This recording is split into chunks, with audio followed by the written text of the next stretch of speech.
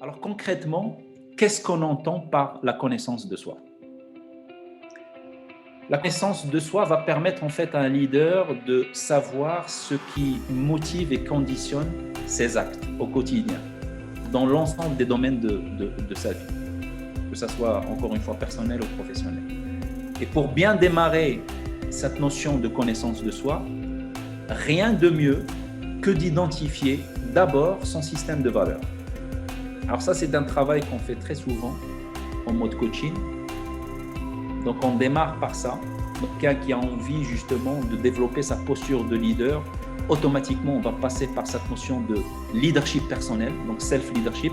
Et dans le self-leadership, la première case, la première fenêtre qu'on ouvre, c'est la connaissance de soi.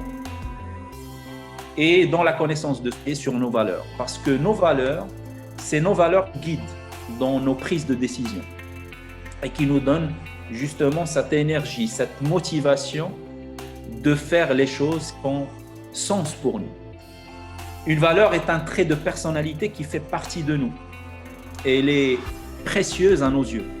Donc bien les identifier pour les nourrir est juste fondamental pour qu'un leader puisse être en permanence congruent avec lui-même. Autrement dit, être en phase entre ce qu'il dit et ce qu'il fait. Il faut savoir aussi que l'adéquation entre nos actions et nos valeurs impacte aussi directement nos sentiments et surtout notre estime de soi. À l'inverse, un non-respect de nos valeurs provoque un conflit intérieur qui peut mener à un sentiment d'insatisfaction, de démotivation, de perte de contrôle, voire même de perte d'estime de soi. Et là, vous pouvez imaginer, mes amis, très vite qu'un leader avec une faible estime de soi, c'est justement incompatible. Il ne peut pas rester dans cette posture de leader très longtemps. Justement, son non-verbal va très vite le trahir. Et du coup, il peut rapidement perdre sa crédibilité, donc son statut de leader. Vous comprenez maintenant à quel point c'est important de faire un travail sur son système de leadership. On a aussi un deuxième point qui est très important, c'est l'identification de ses besoins. Donc un besoin qui n'est pas assouvi peut déclencher des émotions très désagréables. Et par la suite, ça peut impacter nos comportements et notre communication avec les autres.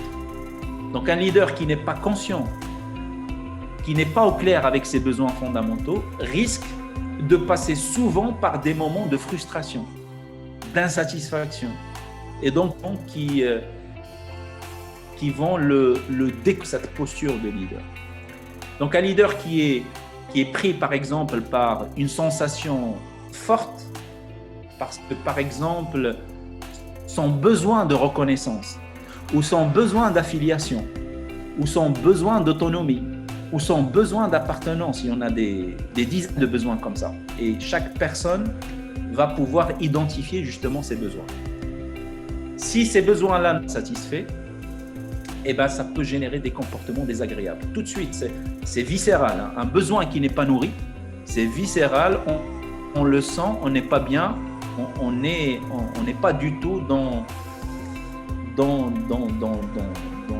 la joie ou dans le plaisir de faire quelque chose avec les autres. Donc, il est très important d'être avec nos besoins fondamentaux pour justement mettre en place quelque chose qui pourrait les nourrir. Ce qui est très, très, très marrant, Oussama, c'est que tu prends là aussi Gandhi et que j'avais choisi moi Gandhi comme ça aussi, comme élément d'appui en image. Ça s'appelle une synchronicité. Il semblerait. Un autre point qui est intéressant dans cette connaissance de soi, dans cette quête de se connaître, pouvoir écouter ses émotions, et là on s'approche de cette notion de l'intelligence émotionnelle. Un leader a besoin aussi de développer une compétence vraiment essentielle, je l'ai répété à plusieurs reprises tout à l'heure, qui est la clé dans ce processus dynamique.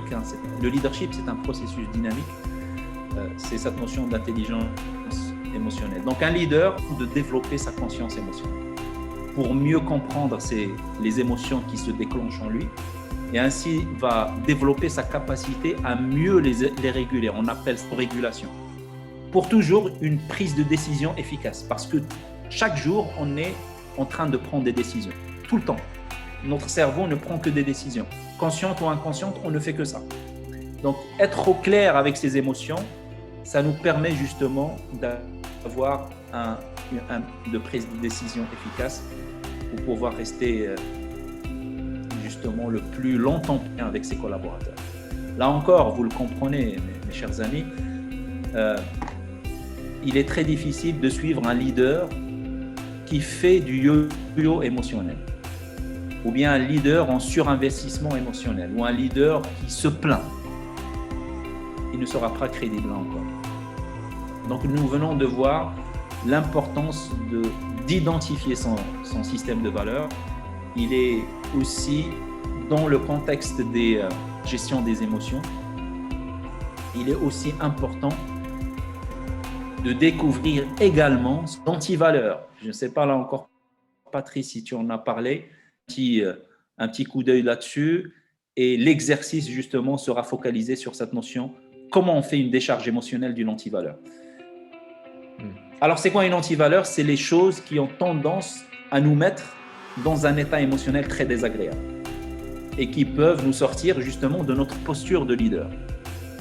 On les appelle aussi les gâchettes ou les boutons. Les boutons, on parle langage commun. Tu as touché un bouton chez moi. Voilà. Donc ça, c'est une antivaleur, quelque chose en fait qui va déclencher une émotion désagréable. Par exemple, je peux donner l'exemple de quelques antivaleurs. Et c'est là où c'est très important parce qu'un leader qui est au clair par rapport à ses antivaleurs, il va les travailler. Parce que dans la vie de tous les jours, une communication, un comportement, une relation avec quelqu'un peut déclencher justement une antivaleur chez lui. Et donc, si un leader n'est pas au clair par rapport à ses antivaleurs, il pourra faire ce yo-yo émotionnel.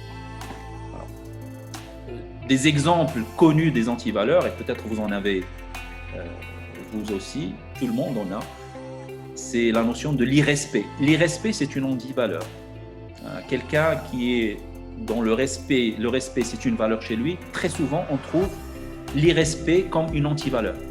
Quelqu'un qui voit quelqu'un qui ne respecte pas, par exemple, je ne sais pas, les règles ou le code, voilà, il va déclencher cette antivaleur chez lui et il peut avoir une réaction émotionnelle des fois très intense. Et donc un leader, encore une fois, il a besoin de garder cette sagesse, ce calme pour rester tout le temps en contact avec ses équipes. Parce que dans ces équipes, quelqu'un peut déclencher une antivaleur du leader.